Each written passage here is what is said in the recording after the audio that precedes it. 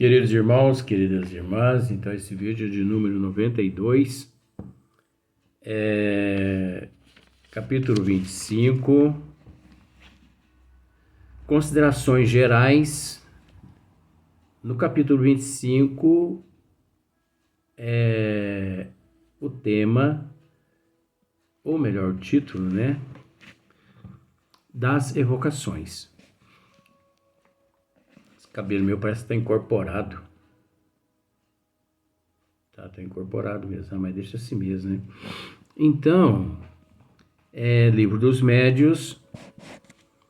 Então, na questão de número 273, Kardec, ele diz assim, os médios são geralmente muito mais procurados para as evocações de interesse particular, de interesse particular, do que para comunicações de interesse geral.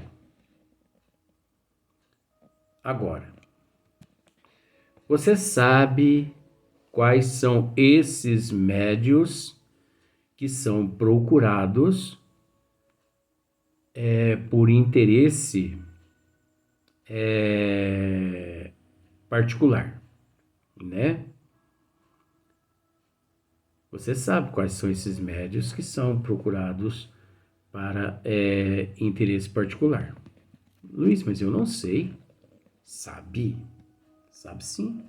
Você é uma pessoa inteligente. Esses médios que são procurados por interesse particular, vamos pensar assim, 90% dos médios são procurados por interesse particular. 90%, Luiz? 90%. Mas quem são esses médios? Pai de santo. Luiz, você não exempla mesmo. Mas um exemplo é o quê? Isso aqui é um estudo? Eu estou falando mal de alguma coisa? Quais são as pessoas que superlotam os consultórios onde os pais de santo, eu acho que não é nem consultório, mas vou usar esse termo. Quem são essas pessoas que procuram, que superlotam os consultórios dos pais de santo? São pessoas que não crê no futuro, são pessoas que não crê nelas mesmas, são pessoas que não acreditam na própria capacidade, são pessoas que não crê que são capazes de superar todas as intempéries, são pessoas que desconhecem as capacidades que possuem. Por isso, a falta de todos esses atributos levam essas pessoas a buscar ajuda onde não deve. Por que onde não deve? Porque por esses seres atuarem como eles atuam no misticismo, praticamente 100% dos seres que atuam na área do misticismo, principalmente os pais de santo, são eles assessorados por espíritos das trevas, são eles assessorados por espíritos anticristo, são eles assessorados por espíritos mistificadores, charlatões, enfim, por espíritos obsessores. Espíritos esses que não possuem gabarito tanto na área do intelecto quanto na área da moral, para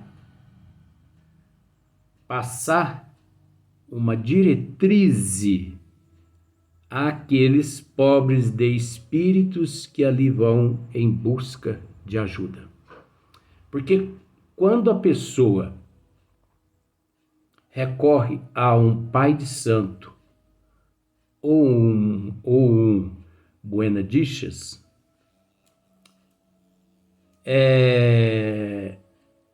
mostra esse indivíduo, através dessa atitude, que ele encontra-se numa vulnerabilidade tamanha, não medindo ele as consequências dos teus atos.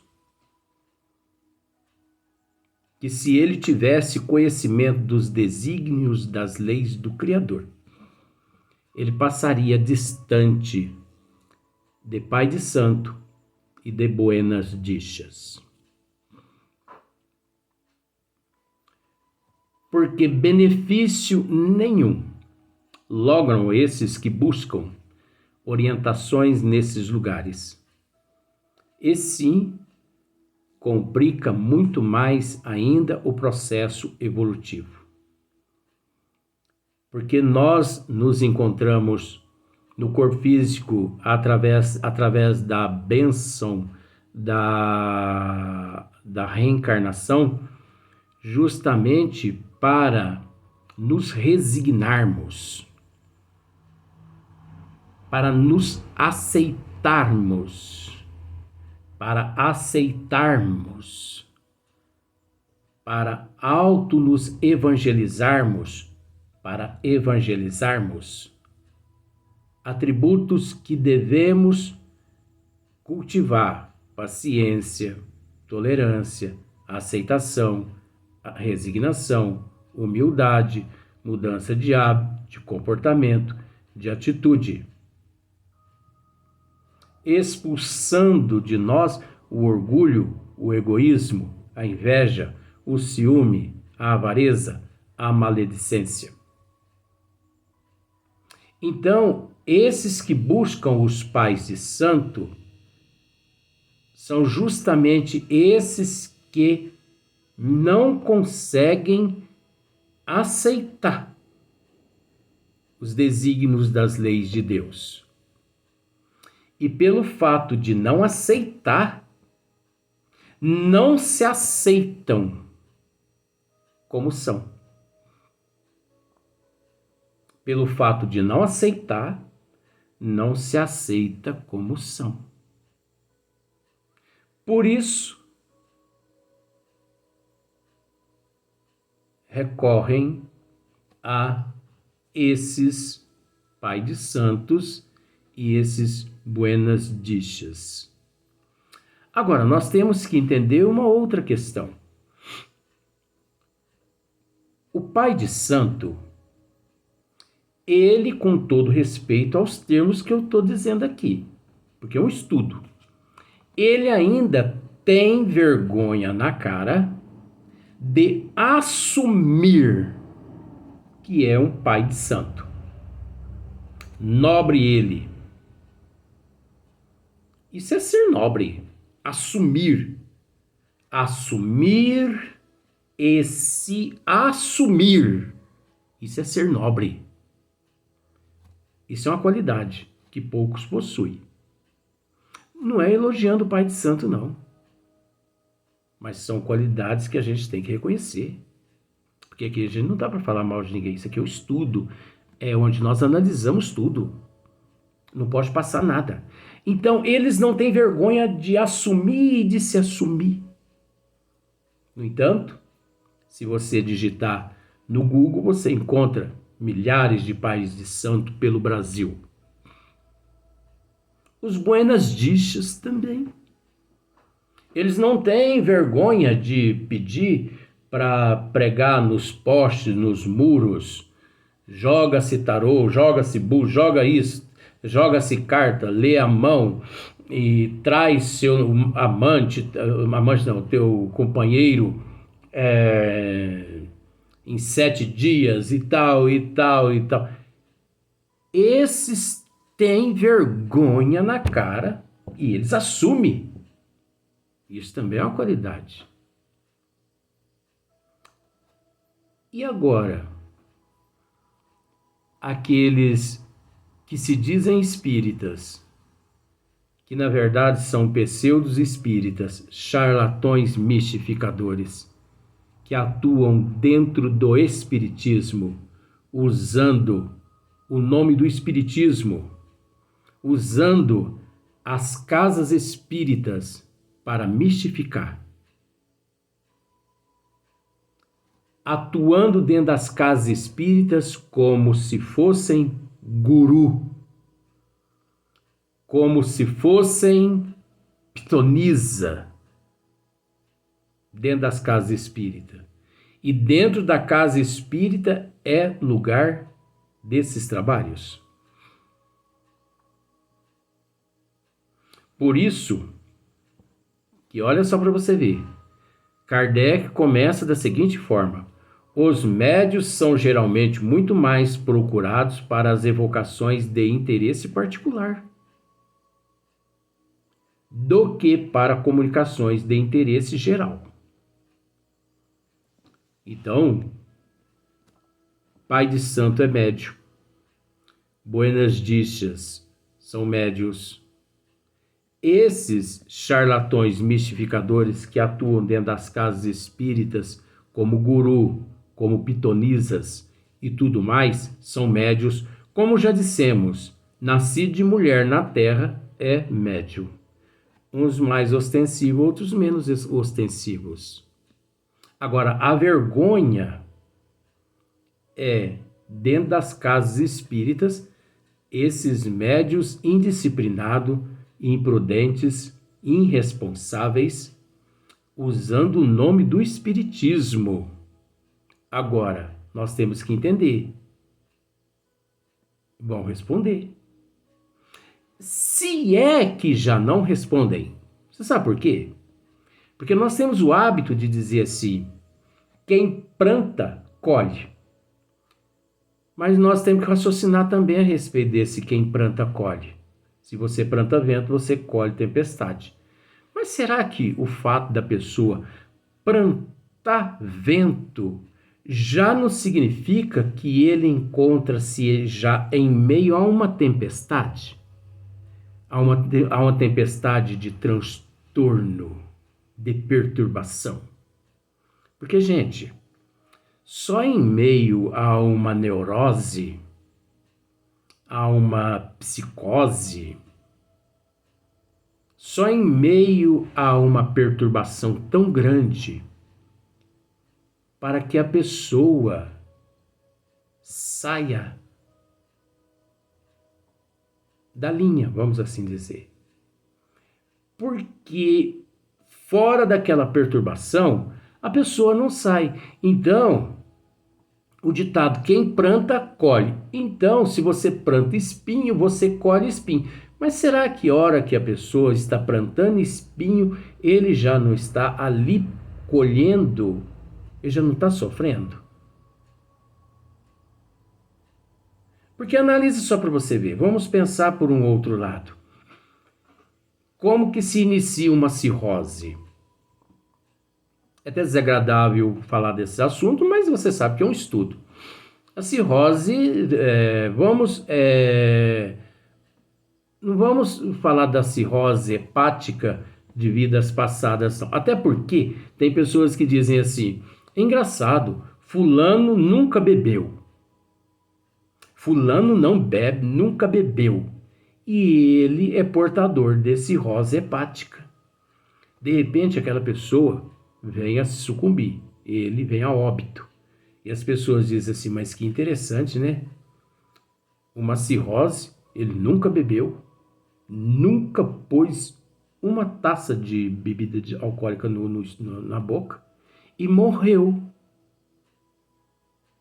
Mas a doutrina dos espíritos tem resposta para isso.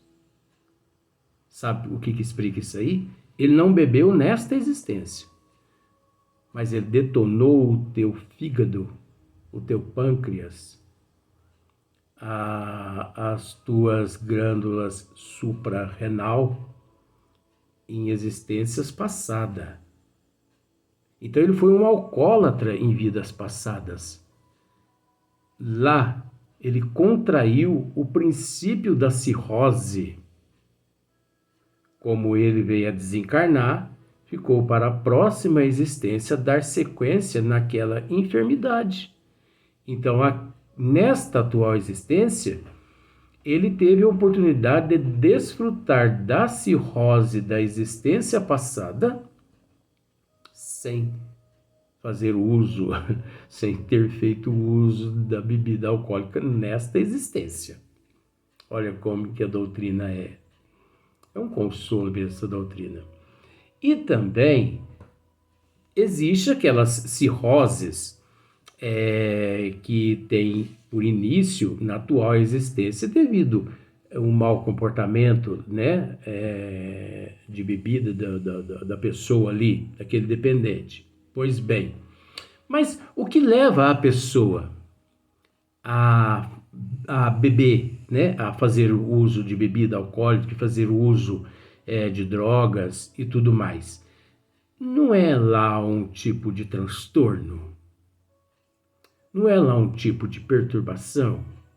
Então, creio eu que ali a pessoa está plantando, mas você consegue entender que aquela plantação para ele ali já é, por demais, árdua.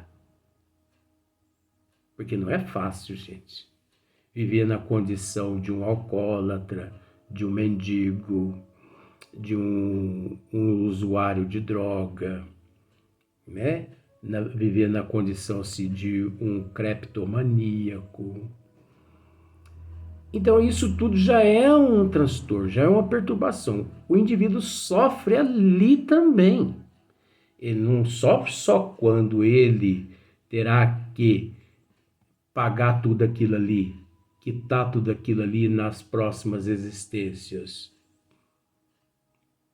Então, é só para você ver como que nós temos que assimilar. Então, esses indivíduos que não se aceitam, eles sofrem por não aceitar e não se aceitar. E por isso, eles, por não aceitar e não se aceitar, eles se entregam a estes outros nossos irmãos que não possuem capacidade nenhuma de coordenar, de designar a vida daquela pessoa. Como nós estávamos dizendo, faz tudo parte do assunto. É lamentável como que 97% dos espíritas que se dizem espíritas são pseudos espíritas no Brasil e no mundo. Estão cometendo horrores dentro da doutrina dos espíritos no Brasil. Isso inclusive, casas espíritas, federação espírita de Estado, enfim, tá uma bagunça, tá uma desordem a doutrina espírita, inclusive no Brasil. Isso significa que o anticristo, os espíritos charlatões, mistificadores, introduzidos a todos esses departamentos, se encontram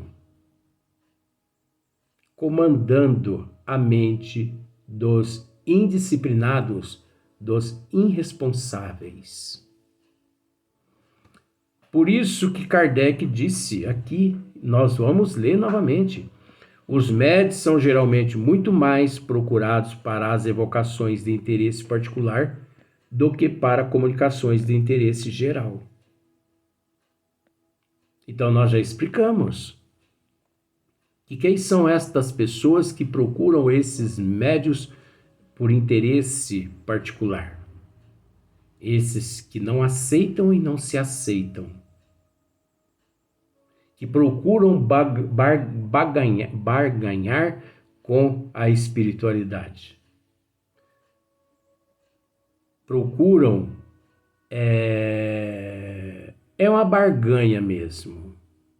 Procuram, de uma certa forma, comprar a espiritualidade. Só que a espiritualidade do bem, não, você não a compra. O que esses 90% da humanidade que procuram esses interesses particulares, eles estão se comprometendo com espíritos de baixo estalão, espíritos inferiores, espíritos anticristo, espíritos das trevas, tanto dentro das casas espíritas meia boca, que não gostam de estudar a literatura espírita, as obras de Allan Kardec, como também os Buenas Dichas e também os Pais de Santo, onde 90% da humanidade recorrem a esses seres. Inclusive, você observa as casas espíritas, as quais, onde existe pais de santo que trabalham dentro de casa espírita, médios que trabalham com preto velho dentro de casa espírita. Então, o preto velho ali é um espírito inferior, é um espírito que eu posso dizer a você, de acordo com o conhecimento que nós temos dentro da doutrina dos espíritos, o preto velho ali é nada mais, nada menos que um capacho do médium. O preto velho ali é nada mais, nada menos do que um escravo do médium, indisciplinado, médium irresponsável, médium que não tem conhecimento da doutrina dos desígnios das leis divinas e que mantém aqueles espíritos naquela condição de preto velho, da mesma forma como na época da escravatura. Até hoje, esses médios mantêm esses espíritos presos, acorrentados à ignorância deles médios. E esses espíritos se manifestam de várias formas. Ali são espíritos charlatões, mistificadores, espíritos malévolos. Existem espíritos bem intencionados também, mas só que subjugado ao desejo e à vontade e à predominância do médium indisciplinado. Ei, gente, mas existem tantas coisas. Como predomina aqui na Terra as fantasias, as ilusões passageiras, os desejos, né? Enfim, a sexolatria, a toxicomania, o orgulho, o egoísmo, porque você observa que tudo aqui é passageiro, né? O status social. Então tem muitas pessoas que eles